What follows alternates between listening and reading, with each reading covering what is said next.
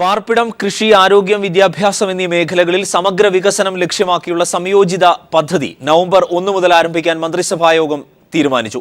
പദ്ധതി നടപ്പിലാക്കാനായി മന്ത്രിമാരും ഉദ്യോഗസ്ഥരും ഉൾപ്പെടുന്ന കർമ്മസമിതി രൂപീകരിക്കും. പ്രതിപക്ഷ നേതാവും സമിതിയിൽ അംഗമായിരിക്കും. സുനിൽ അരുമാനൂർ ന്യൂസ് റൂമിൽ നിന്ന്. സുനിൽ, മന്ത്രിസഭായോഗ തീരുമാനങ്ങൾ വിശദീകരിച്ച മുഖ്യമന്ത്രി എന്തൊക്കെയാണ് പറഞ്ഞത്? അരുൺ, സമഗ്ര കേരള വികസനത്തിന് വേണ്ടി 5 വർഷം കൊണ്ട് ജനപങ്കാളിത്തത്തോടെ പൂർത്തിയാക്കാൻ ഉദ്ദേശിക്കുന്ന കർമ്മ പദ്ധതികൾ മന്ത്രിസഭ അംഗീകാരം നൽകി. ആ പദ്ധതികൾ എങ്ങനെയൊക്കെ നടപ്പാക്കുന്നു എന്നുള്ളത് സംബന്ധിച്ചാണ് മുഖ്യമന്ത്രി പിണറായി വിജയൻ വാർത്താസമ്മേളനത്തിൽ വിശദീകരിച്ചത്. അത് ഇങ്ങനെയാണ്: 1. സമ്പൂർണ്ണ പാർപ്പിട സുരക്ഷാ പദ്ധതി. 2. ജനസൗഹാർദ്ദ സർക്കാർ ആശുപത്രികൾ. 3. സമഗ്ര വിദ്യാഭ്യാസ നവീകരണ പദ്ധതി. 4. ശുചിത്വം, മാലിന്യ സംസ്കരണം, കൃഷി വികസനം, ജലവിഭവ സംരക്ഷണം. ഇത്തരത്തിലാണ് പദ്ധതി നടപ്പാക്കാൻ ഉദ്ദേശിക്കുന്നത്. ഈ പദ്ധതികളെല്ലാം തന്നെ പ്രത്യേക മിഷനായി തന്നെയാണ് നടപ്പാക്കാൻ തീരുമാനിക്കുന്നത്. ഈ മിഷന് ഓരോരോ ചുമതല നൽകിക്കൊണ്ട് മുഖ്യമന്ത്രിയുടെ മേൽനോട്ടത്തിൽ മിഷനിൽ ഓരോ CEO ഉണ്ടാകും. അതുപോലെ ജില്ലാതലത്തിലും സംസ്ഥാന തലത്തിലും പ്രത്യേക മിഷൻ കമ്മിറ്റികളുണ്ടാകും. ഇതിനകത്ത് ഓരോ വകുപ്പ് മേധാവികളും ജില്ലാ കളക്ടർമാരും ചുമതല വഹിക്കുന്നുണ്ടാകും. ഇത്തരത്തിൽ ഉള്ള ഒരു പദ്ധതി തന്നെയാണ് നടപ്പാക്കാനായി സംസ്ഥാന സർക്കാർ ഉദ്ദേശിക്കുന്നത്. ഈ കർമ്മ പദ്ധതികളുടെയൊക്കെ ഡീറ്റെയിൽഡ് ആയിട്ടുള്ള ഒരു റിപ്പോർട്ട് തയ്യാറാക്കി നവംബർ 1 മുമ്പ് തന്നെ മന്ത്രിസഭയുടെ അംഗീകാരത്തിന് വേണ്ടി നൽകാനായിട്ടാണ് ഈ മിഷൻ്റെ ചുമതല വഹിക്കുന്ന ഉദ്യോഗസ്ഥർക്ക് നിർദ്ദേശം നൽകിയിരിക്കുന്നത്. ഈ റിപ്പോർട്ട് ലഭിച്ച ശേഷം മാത്രമായിരിക്കും ഈ പദ്ധതികൾ നടപ്പാക്കുന്ന ആദ്യ ഘട്ടത്തിലേക്ക് പോവുക എന്നാണ് മുഖ്യമന്ത്രി വാർത്താസമ്മേളനത്തിൽ വ്യക്തമാക്കിയത്. പാർപ്പിട പദ്ധതിയെക്കുറിച്ച് പറയുകയാണെങ്കിൽ സമഗ്രമായിട്ടുള്ള ഒരു പാർപ്പിട സമുച്ചയം എന്നതാണ് സർക്കാർ ഉദ്ദേശിക്കുന്നത്. അതായത് ഭൂമി ഇല്ലാത്തവർക്കും വീടില്ലാത്തവർക്കും എന്നുള്ള രീതിയിലാണ് ഒരു കാറ്റഗറി. മറ്റൊരു കാറ്റഗറി ഭൂമിയുണ്ട് എന്നാൽ വീടില്ല എന്നുള്ളതും. വേറൊരു കാറ്റഗറി വരുന്നത് നിർമ്മാണം പകുതിയിലെത്തി മുന്നോട്ട് പോകാൻ സാമ്പത്തിക സഹായം വേണ്ട കാര്യം. ഇതൊക്കെ സെപ്പറേറ്റ് ആയിട്ട് പഠനം നടത്തി റിപ്പോർട്ട് നൽകുമ്പോൾ മാത്രമേ എത്രത്തോളം ആളുകൾ ഈ വിഭാഗങ്ങളിൽ വരുന്നു എന്നുള്ളത് മനസ്സിലാക്കാൻ സാധിക്കുമെന്നാണ് മുഖ്യമന്ത്രി പറഞ്ഞത്. അതിനുശേഷമായിരിക്കും അത്തരം കാര്യങ്ങളിലേക്ക് തീരുമാനങ്ങളുമായി പോവുക. ഈ സമ്പൂർണ്ണ സമുച്ചയം എന്ന് പറയുന്ന പാർപ്പിട സമുച്ചയം ഇതിനകത്ത് വിദ്യാഭ്യാസത്തിന് പ്രത്യേക ഊന്നൽ നൽകുന്നുണ്ട്. അതുപോലെ IT മേഖലയ്ക്ക് ഊന്നൽ നൽകുന്നുണ്ട്. ഇവർക്ക് തൊഴിൽ പരിശീലനം നൽകുന്നുണ്ട്. ഇവർക്ക് തൊഴിൽ സാധ്യതകൾ തുറന്നു കൊടുക്കുന്നതിന് വേണ്ടിയുള്ള പദ്ധതികൾ. ഇവിടെ താമസിക്കുന്ന കൗമാരക്കാർക്ക് അവരുടെ കൗമാര അറിവ് പകരുന്നതിനും അവരെ ബോധവൽക്കരിക്കുന്നതിനുമായിട്ടുള്ള അവരുടെ ബോധവൽക്കരണ ക്ലാസ്സുകളും മറ്റു പരിപാടികളും അത്തരത്തിൽ എല്ലാം ക്രമീകരിക്കുന്നുണ്ട്. അതുപോലെ ഇവർക്ക് നൽകുന്ന ഈ വീടുകൾ 20 വർഷത്തേക്ക് വിൽപ്പന നടത്താനോ വാടകയ്ക്ക് കൊടുക്കാനോ അനുമതി ഇല്ലാത്ത തരത്തിലുള്ള ഒരു സംവിധാനമാണ്. അതിനുശേഷം ഇവർക്ക് എന്തെങ്കിലും ആവശ്യത്തിൽ എന്തെങ്കിലും സാമ്പത്തിക സഹായം വേണ്ടി വരികയാണെങ്കിൽ ഇത് ഭവന വായ്പകൾ നൽകുന്നതുമായി ബന്ധപ്പെട്ട് ഒരു നിശ്ചിത തുക ഇവരിൽ നിന്ന് തന്നെ ഈടാക്കിക്കൊണ്ട് ഇവരുടെ പേരിലേക്ക് വീടുകൾ പോകുന്നതുമായി ബന്ധപ്പെട്ട കാര്യങ്ങൾ അത് പിന്നീട് ആലോചിക്കും എന്നാണ് ഈ ഒരു പദ്ധതിയുമായി ബന്ധപ്പെട്ട് പറയുന്നത്. മറ്റൊരു കാര്യം വിദ്യാഭ്യാസ മേഖലയിൽ തന്നെയാണ്. എല്ലാ 1000 സ്കൂളുകൾ തിരഞ്ഞെടുത്തുകൊണ്ട് ഇൻ്റർനാഷണൽ ലെവലിലേക്ക് ഉയർത്തുക എന്നുള്ളത്. അതോടൊപ്പം തന്നെ സ്കൂൾ ക്ലാസ്സുകൾ, ഹയർ സെക്കൻഡറി, അതുപോലെ തന്നെ ഹൈസ്കൂൾ ക്ലാസ് മുറികളെല്ലാം ഹൈടെക് ആക്കി മാറ്റുക എന്നുള്ളതും വിദ്യാഭ്യാസ മേഖലയിലെ ഈ പദ്ധതിയുടെ ഭാഗമായി വിഭാവനം ചെയ്തിട്ടുണ്ട്. 3ാമത് വരുന്നത് മാലിന്യ നിർമ്മാർജ്ജനം, അതുപോലെ തന്നെ വികേന്ദ്രീകരണ മാലിന്യ സംസ്കരണം അടക്കമുള്ള പദ്ധതികൾക്ക് പ്രാധാന്യം നൽകും. വീടുകളിൽ തന്നെ ഉറവിടങ്ങളിൽ മാലിന്യം സംസ്കരിക്കുന്നതുമായി ബന്ധപ്പെട്ട പദ്ധതികൾക്ക് പ്രാധാന്യം നൽകും. അടുത്ത് വരുന്ന കാർഷിക മേഖലയാണ്. ജൈവ കൃഷി ഉറപ്പാക്കുന്ന എല്ലാ വീടുകളിലും കൃഷിക്ക് വേണ്ടിയിട്ടുള്ള സഹായങ്ങൾ ചെയ്യുക എന്നുള്ളതിന് വേണ്ടിയിട്ടുള്ള പദ്ധതികൾ ആവിഷ്കരിക്കുന്നതുമായി ബന്ധപ്പെട്ടുള്ള കാര്യങ്ങൾ ആണ് ഇതിനകത്ത് വരുന്നതെന്നും അദ്ദേഹം സൂചിപ്പിച്ചു. അതുപോലെ സംസ്ഥാനത്ത് പല ജലസ്രോതസ്സുകളും മലിനമാക്കുന്ന തരത്തിലുള്ള സമീപനങ്ങൾ പല മേഖലയിൽ നിന്നുണ്ട്. അതൊക്കെ ഒഴിവാക്കിക്കൊണ്ട് എല്ലാ ജലസ്രോതസ്സുകളും ശുദ്ധജലമാക്കിക്കൊണ്ട് ഉപയോഗിക്കുന്ന തരത്തിലേക്ക് കൊണ്ടുവരുന്നതിന് വേണ്ടി ജനകീയ പങ്കാളിത്തം ഉറപ്പാക്കിക്കൊണ്ട് സന്നദ്ധ സംഘടനകളുടെ പങ്കാളിത്തം ഉറപ്പാക്കിക്കൊണ്ട് ഈ പദ്ധതി യാഥാർത്ഥ്യമാക്കാനാണ് സംസ്ഥാന സർക്കാർ തീരുമാനിച്ച് മുന്നോട്ട് പോകുന്നതെന്നാണ് മുഖ്യമന്ത്രി വാർത്താസമ്മേളനത്തിൽ പറഞ്ഞത്. മറ്റു 2 കാര്യങ്ങൾ മന്ത്രിസഭാ യോഗത്തിൽ ചർച്ച ചെയ്തത്: 1. KSRTCയുടെ പുനഃസംഘടനയ്ക്ക് വിശദമായിട്ടുള്ള ഒരു പഠനം നടത്തേണ്ടതുണ്ട്. ഇതിന് കൊൽക്കത്ത IIM പ്രൊഫസർ സുശീൽ ഖന്നയെ ചുമതലപ്പെടുത്താൻ മന്ത്രിസഭായോഗം തീരുമാനിച്ചിട്ടുണ്ട്. ജനിതക മാറ്റം വരുത്തി കടുക് വിത്തുകൾ ഇറക്കുന്ന നീക്കം നടക്കുന്നതായി ശ്രദ്ധയപ്പെട്ടു. ഇത് തടയണമെന്ന് കേന്ദ്ര സർക്കാരിനോട് ആവശ്യപ്പെടാൻ തീരുമാനിച്ചിട്ടുണ്ട്. കുറ്റ്യാടി അപകടത്തിൽ മരിച്ചവരുടെ കുടുംബത്തിന് ധനസഹായമായി 8 ലക്ഷം രൂപ വീതം നൽകാൻ മന്ത്രിസഭായോഗം തീരുമാനിച്ചു. അതുപോലെ ഭക്ഷ്യസുരക്ഷാ നിയമം നടപ്പാക്കുന്നത് സംബന്ധിച്ച് ദ്രുതഗതിയിലുള്ള പ്രവർത്തനങ്ങൾ നടത്തുകയാണെന്നും മുഖ്യമന്ത്രി സൂചിപ്പിക്കുകയുണ്ടായി. നെൽവയൽ തണ്ണീർത്തട സംരക്ഷണ നിയമം കഴിഞ്ഞ സർക്കാർ കൊണ്ടുവന്ന ഭേദഗതിയോട് യോജിക്കുന്നില്ല. അതിൽ തുടർ തീരുമാനം എടുത്തിട്ടില്ല. ഇനി അത് എടുക്കും, ഉടൻ നിലപാടെടുക്കും. മദ്യനയത്തിൽ ഈ സർക്കാർ ഇതുവരെയും യാതൊരു തരത്തിലുള്ള തീരുമാനങ്ങൾ കൈക്കൊണ്ടിട്ടില്ല എന്നും അദ്ദേഹം വ്യക്തമാക്കി. സുനിൽ എരുമാനൂരാണ് വിവരങ്ങൾ നൽകിയത്. സൗമ്യയുടെ അമ്മ സുമതി മുഖ്യമന്ത്രിയുമായി കൂടിക്കാഴ്ച നടത്തി. സർക്കാരിൽ പൂർണ്ണ വിശ്വാസമുണ്ടെന്നും മുഖ്യമന്ത്രിയെ കണ്ടു മടങ്ങുന്നത് പൂർണ്ണ സംതൃപ്തിയോടെയാണെന്നും സൗമ്യയുടെ അമ്മ പറഞ്ഞു. സൗമ്യ വധക്കേസിൽ സർക്കാർ പുനഃപരിശോധനാ ഹർജി നൽകാൻ തീരുമാനിച്ചിരിക്കുന്ന പശ്ചാത്തലത്തിലാണ് സൗമ്യയുടെ അമ്മ മുഖ്യമന്ത്രിയെ കണ്ടത്. മുഖ്യമന്ത്രിയുടെ ചേംബറിൽ നടന്ന കൂടിക്കാഴ്ചയിൽ മന്ത്രിമാരായ Mathew T Thomas, E Chandrasekharan, Kadannappally Ramachandran, AK Saseendran, Shoranur MLA PK Sasi, സൗമ്യയുടെ മാതാവ് സുമതി, മകൻ സുമേഷ് എന്നിവർ പങ്കെടുത്തു. സുപ്രീം കോടതിയിൽ സംസ്ഥാന സർക്കാർ സ്വീകരിക്കാൻ പോകുന്ന നിലപാടുകളുടെ രത്നച്ചുരുക്കം മുഖ്യമന്ത്രി സൗമ്യയുടെ അമ്മയോട് വിശദീകരിച്ചു. തുടർന്ന് മാധ്യമങ്ങളെ കണ്ട സൗമ്യയുടെ മാതാവ് സർക്കാർ നടപടികളിൽ പൂർണ്ണ തൃപ്തി രേഖപ്പെടുത്തി. മുഖ്യമന്ത്രി ഞാൻ കണ്ടു. മുഖ്യമന്ത്രി എനിക്ക് എൻ്റെ മോളുടെ കേസിൻ്റെ കാര്യങ്ങളെല്ലാം എല്ലാം ഭംഗിയായിട്ട് ചെയ്തു തരാമെന്ന് പറഞ്ഞിട്ടുണ്ട്. അതിലെനിക്ക് വിശ്വാസമുണ്ട്. MLA സാർ എൻ്റെ കൂടെ ഉണ്ടായിരുന്നു. എല്ലാ കാര്യത്തിനും മുന്നിട്ടിട്ട് ഷൊർണൂർ മുതൽ ഇതുവരെ എൻ്റെ കാര്യങ്ങൾക്കെല്ലാം കൂട്ടു നിന്നിട്ടുണ്ട്. എല്ലാ കാര്യങ്ങൾക്കും ഇപ്പോഴും നിന്നിട്ടെല്ലാം ചെയ്തു തരാമെന്ന് പറഞ്ഞിട്ടുണ്ട്.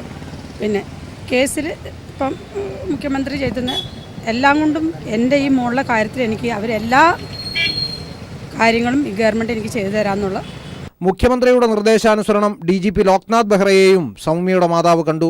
വധഭീഷണിയുടെ പശ്ചാത്തലത്തിൽ പോലീസിന്റെ കനത്ത സുരക്ഷാ വലയത്തിലാണ് സൗമ്യയുടെ മാതാവിനെ തലസ്ഥാനത്തെത്തിച്ചത്. തലസ്ഥാനത്തെത്തിയ ഇവരെ പോലീസ് ട്രെയിനിംഗ് കോളേജിലാണ് താമസിപ്പിച്ചിരുന്നത്. News bureau, Thiruvananthapuram. ജിഷ വധക്കേസിൽ പ്രതി അമീറുൽ കോടതിയിൽ കുറ്റം നിഷേധിച്ചു. താനല്ല അനാറുള്ളാണ് കൊല നടത്തിയത് എന്ന് അമീറുൽ. കേസിൽ കുറ്റപത്രം കോടതി ഫയലിൽ സ്വീകരിച്ചു. അതേസമയം അമീറിന്റെ ജാമ്യാപേക്ഷ കോടതി തള്ളി.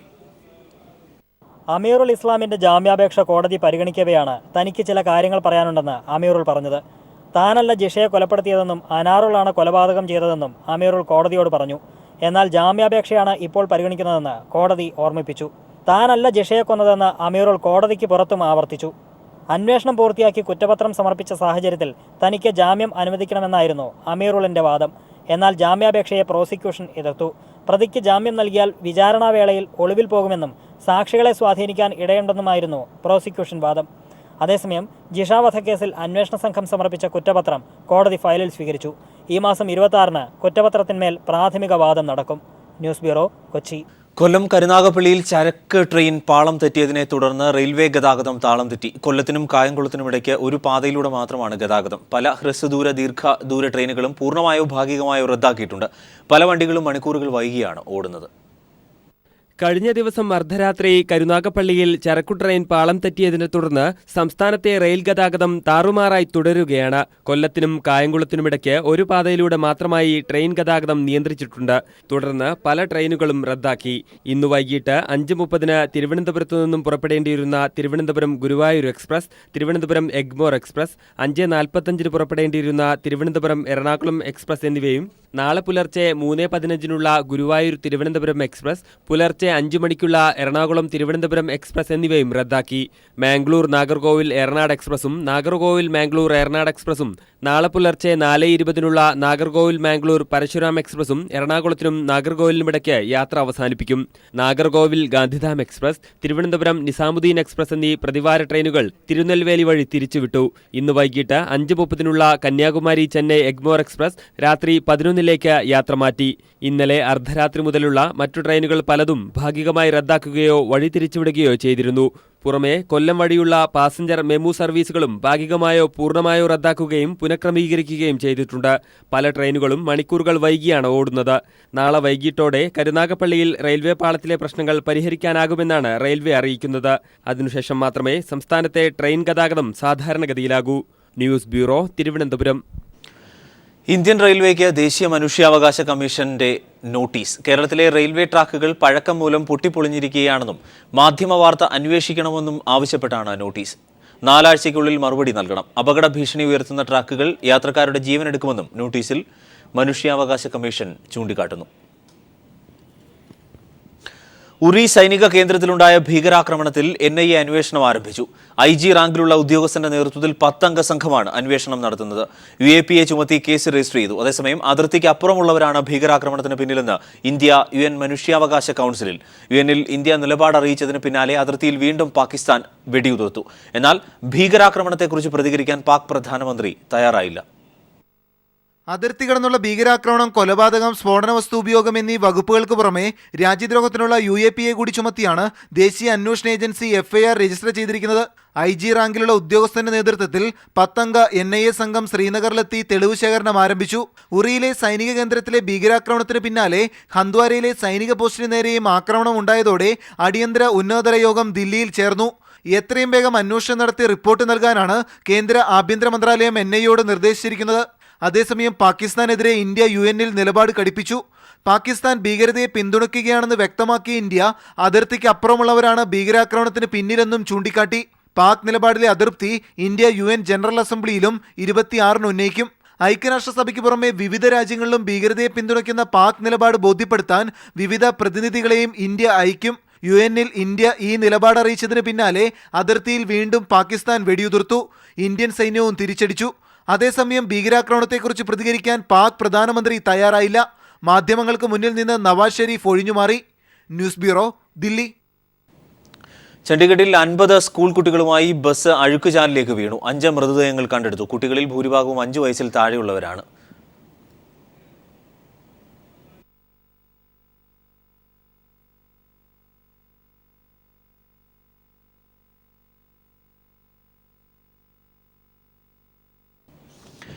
A. വിജയരാഘവനെ CPIM കേന്ദ്ര സെക്രട്ടേറിയറ്റിലേക്ക് തെരഞ്ഞെടുത്തു. നിലവിൽ കേന്ദ്ര കമ്മിറ്റി അംഗമാണ്. കേന്ദ്ര സെക്രട്ടേറിയറ്റിലേക്ക് തെരഞ്ഞെടുക്കപ്പെട്ടതോടെ പ്രവർത്തന കേന്ദ്രം ദില്ലിയിലേക്ക് മാറ്റും.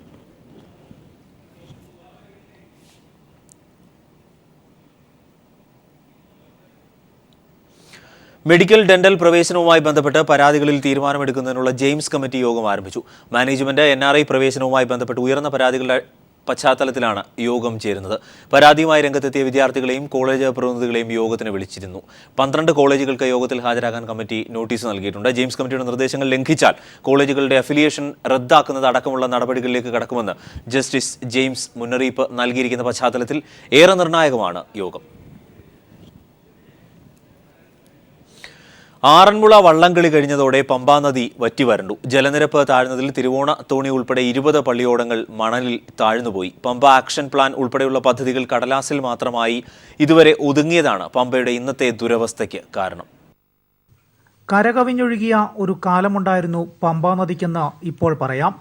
ആ പഴയ പ്രതാപമൊക്കെ നശിച്ച് അസ്തമിച്ചുകൊണ്ടിരിക്കുകയാണ് ചരിത്ര നദി. പമ്പാ നദിയിൽ എല്ലാ വർഷവും നടക്കുന്ന ഉത്രട്ടാതി വള്ളംകളി പോലും ഇത്തവണ നടന്നത് മണിയാർ ഡാം തുറന്നുവിട്ട് ജലനിരപ്പ് ഉയർത്തിയതിനു ശേഷം മാത്രമാണ്. വള്ളംകളി കഴിഞ്ഞതോടെ ജലനിരപ്പ് താഴുകയും ചെയ്തു. വള്ളംകളി കഴിഞ്ഞ് നദിയുടെ കരയിൽ ബന്ധിച്ചിരുന്ന 20 പള്ളിയോടങ്ങളും നദിയിലെ മണലിൽ താണുപോയി. പമ്പാ നദിയുടെ സംരക്ഷണത്തിനായി ആവിഷ്കരിച്ച പദ്ധതികളെല്ലാം പ്രഖ്യാപനങ്ങൾ മാത്രമായി. പമ്പ ആക്ഷൻ പ്ലാൻ കടലാസിലും ഒതുങ്ങി. പമ്പ ആക്ഷൻ പ്ലാനും കുട്ടനാട് പാക്കേജും ഒക്കെ നടപ്പിലാക്കുന്ന കാര്യത്തിൽ കൃത്യമായ ആ ഒരു ഭരണ സംവിധാനം ഉണ്ടാക്കുന്ന കാര്യത്തിൽ നമ്മുടെ സംസ്ഥാന ഗവൺമെൻറ് അത് മാറി മാറി വന്ന, അതിനകത്ത് രാഷ്ട്രീയമൊന്നുമില്ല, മാറി മാറി വന്ന ഗവൺമെൻറ് പരാജയപ്പെടുകയാണ്. പമ്പയ്ക്കുണ്ടാകുന്ന എല്ലാ ദുരന്തങ്ങളും കുട്ടനാടിനെയും ബാധിക്കും, സാരമായി ബാധിക്കും. അപ്പോൾ അങ്ങനെ കുട്ടനാട്ടിലെ കാർഷിക പ്രതിസന്ധി എന്ന് പറയുന്നത് കുട്ടനാട്ടിലെ ജലവ്യവസ്ഥയിൽ ഉണ്ടാകുന്ന പ്രതിസന്ധികളാണെന്ന് നമുക്ക് തിരിച്ചറിയാൻ കഴിയും. കേന്ദ്ര സർക്കാർ ഗംഗാ നവീകരണത്തിന്റെ ചുവട് പിടിച്ച പമ്പയിൽ നടപ്പിലാക്കാൻ ഉദ്ദേശിക്കുന്ന പദ്ധതിയുടെ പഠനവും എങ്ങും എത്തിയിട്ടില്ല. പമ്പ നദിയിലെ മാലിന്യവും പമ്പയുടെ ഇന്നത്തെ ഈ ദുരവസ്ഥയ്ക്ക് ഒരു പ്രധാന കാരണം കൂടിയാണ്. News bureau, Pathanamthitta. മാൾട്ട പനി ബാധിച്ച കന്നുകാലികളെ മണ്ണുത്തിയിലേക്ക് മാറ്റുന്നതിന് കേന്ദ്ര മൃഗക്ഷേമ ബോർഡ് അനുമതി നിഷേധിച്ചു. 5 ദിവസം മുമ്പ് നൽകിയ അനുമതിയാണ് പുതിയ ഉത്തരവിലൂടെ റദ്ദാക്കിയത്. ഇതോടെ രോഗം ബാധിച്ച കന്നുകാലികളെ കൊല്ലുന്നത് സംബന്ധിച്ച അനിശ്ചിതത്വം തുടരുകയാണ്. ഈ മാസം 15-ാം തീയതിയാണ് ദേശീയ മൃഗക്ഷേമ ബോർഡ് തിരുവിഴാംകുന്ന് കന്നുകാലി ഫാമിലെ മാൾട്ടാപ്പനി ബാധിച്ച പശുക്കളെ മണ്ണുത്തിയിലേക്ക് മാറ്റാൻ അനുമതി നൽകിയത്. ഇതിനായുള്ള നടപടികൾ പുരോഗമിക്കുന്നതിനിടെയാണ് പുതിയ ഉത്തരവ്. രോഗം ബാധിച്ച പശുക്കളെ കണ്ടെയ്നറുകളിൽ സുരക്ഷിതമായി കടത്താനാവില്ലെന്ന് ചൂണ്ടിക്കാട്ടിയാണ് തിങ്കളാഴ്ച പുതിയ ഉത്തരവ് വന്നിരിക്കുന്നത്. സംസ്ഥാന മൃഗക്ഷേമ ബോർഡ് മെമ്പർ MN ജയചന്ദ്രൻ നൽകിയ കത്തിന്റെ അടിസ്ഥാനത്തിലാണ് 15-ാം തീയതി നൽകിയ അനുമതി റദ്ദാക്കിക്കൊണ്ടുള്ള തീരുമാനം. ഇതോടെ രോഗം ബാധിച്ച 84 കന്നുകാലികളെ കൊല്ലുന്നത് സംബന്ധിച്ച് അനിശ്ചിതത്വം തുടരുകയാണ്. കന്നുകാലികളെ മണ്ണുത്തിയിലെ വെൻഡറിംഗ് പ്ലാന്റിലെത്തിച്ച് കൊല്ലാനായിരുന്നു വെറ്ററിനറി സർവകലാശാലയിൽ ചേർന്ന ഉന്നതതല യോഗത്തിന്റെ തീരുമാനം. തിരുവിഴാംകുന്ന് ഫാമിൽ കാലികളെ കൊല്ലുന്നതിന് സംവിധാനമില്ലാത്തതും സ്ഥലപരിമിതിയും ചൂണ്ടിക്കാട്ടിയാണ് വെറ്ററിനറി സർവകലാശാല കേന്ദ്ര മൃഗക്ഷേമ ബോർഡിന്റെ അനുമതി തേടിയത്. പുതിയ സാഹചര്യത്തിൽ പ്രശ്നം സംസ്ഥാന സർക്കാരിന്റെ ശ്രദ്ധയിൽ കൊണ്ടുവരാനാണ് തിരുവിഴാംകുന്ന് ഫാം അധികൃതരുടെ തീരുമാനം. രോഗം പടരാതിരിക്കാൻ രോഗബാധിത കന്നുകാലികളെ മാറ്റിപ്പാർപ്പിച്ചിരിക്കുകയാണിപ്പോൾ. പ്രശ്നത്തിൽ തുടരുന്ന അവ്യക്തത ഫാമിലെ തൊഴിലാളികളെയും ആശങ്കയിലാക്കിയിട്ടുണ്ട്. AK ലതീഷ്, പാലക്കാട്. വയനാട് അമ്പലവയലിലെ ആറാട്ടുപാറയെ സംരക്ഷിക്കാനായതിന്റെ സന്തോഷത്തിൽ പരിസ്ഥിതി സ്നേഹികളുടെ ആഹ്ലാദയാത്ര. പാരിസ്ഥിതിക പ്രാധാന്യമേറെയുള്ള ആറാട്ടുപാറയുടെ 100 മീറ്റർ ചുറ്റളവിൽ ഖനന പ്രവർത്തനങ്ങൾ ജില്ലാ കളക്ടർ നിരോധിച്ചിരുന്നു. ഇതേ തുടർന്നാണ് വിദ്യാർത്ഥികളും നാട്ടുകാരും ഉൾപ്പെടെ ഇവിടേക്ക് ആഹ്ലാദയാത്ര നടത്തിയത്. ചുറ്റുമുള്ള മലനിരയെല്ലാം കോറി മാഫിയ കൈയടക്കി. ആറാട്ടുപാറയും ഇവർ തുരക്കാൻ തുടങ്ങിയതോടെയാണ് പരിസ്ഥിതി സ്നേഹികൾ ഒത്തുചേർന്നത്. നാട്ടുകാരും സമീപത്തെ വിദ്യാർത്ഥികളും പരിസ്ഥിതി പ്രവർത്തകരും ആറാട്ടുപാറയുടെ സംരക്ഷണം ആവശ്യപ്പെട്ട് രംഗത്തിറങ്ങി. അധികാരികളെ സമീപിച്ചു. സംരക്ഷണ യാത്രകളും മനുഷ്യശൃംഖലയും സംഘടിപ്പിച്ചു. ഒടുവിൽ കഴിഞ്ഞ മാസം ആദ്യം ജില്ലാ ദുരന്ത നിവാരണ അതോറിറ്റി ചെയർമാൻ കൂടിയായ അന്നത്തെ ജില്ലാ കളക്ടർ കേശവേന്ദ്രകുമാർ ആറാട്ടുപാറയുടെ 100 മീറ്റർ ചുറ്റളവിൽ ഖനന പ്രവർത്തനങ്ങൾക്ക് നിരോധനം ഏർപ്പെടുത്തി. ഈ ആഹ്ലാദമാണ് ഇവർ സംഘടിപ്പിച്ച വിത്തെറിഞ്ഞും പാട്ടുപാടിയുമുള്ള യാത്ര.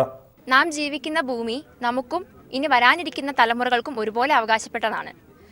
ഇന്ന് ജീവിക്കുന്ന ആളുകളുടെ പ്രവർത്തനങ്ങൾ കൊണ്ട് ഒരിക്കലും ഇനി വരാനിരിക്കുന്ന ആളുകൾക്ക് അവയൊന്നും നഷ്ടപ്പെട്ടുകൂടാ. ഞങ്ങൾ വിദ്യാർത്ഥികൾ ഇതിലൂടെ വരും തലമുറകൾക്ക് നൽകാൻ ഉദ്ദേശിക്കുന്ന സന്ദേശവും അതുതന്നെയാണ്. പ്രകൃതി സുന്ദരവും ചരിത്ര പ്രാധാന്യവുമുള്ള എടയ്ക്കൽ മലനിര പോലും സ്ഥിതി ചെയ്യുന്ന പ്രദേശം കോറി മാഫിയയുടെ പിടിയിലാണ്. ഇവിടം ഒരു പ്രകൃതി സമ്പത്തിനെയെങ്കിലും സംരക്ഷിക്കാനായതിന്റെ ആഹ്ലാദത്തിലാണിവർ. മീനങ്ങാടി GHSലെ NSS യൂണിറ്റും കുമ്പിളേരി റോക്ക് ഗാർഡൻ ടൂറിസം ക്ലബ്ബ് അംഗങ്ങളുമാണ് യാത്രയ്ക്ക് നേതൃത്വം നൽകിയത്. News bureau, Wayanad.